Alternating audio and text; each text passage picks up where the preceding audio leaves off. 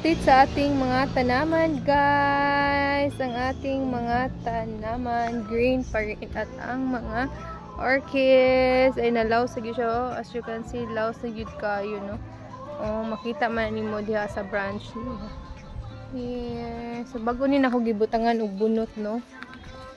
Oh, namuwak na siya.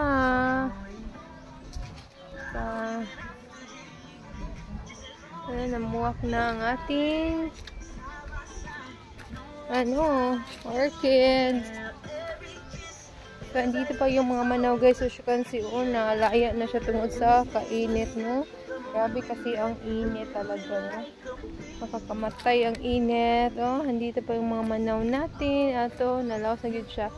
Dire, wala siya na-affectuhan sa init. It's because landong man siya sa mangga. So, kanigi nagdaglandong kay nag-ano mango siya, guys. Nag-change leaves mo na nga labong siya. So as you can see, guys, no, mga tanaman natin. Ako nang gibutagan og mga bunot during atong Holy Week. So kaya yung mga dahon laya. Guys,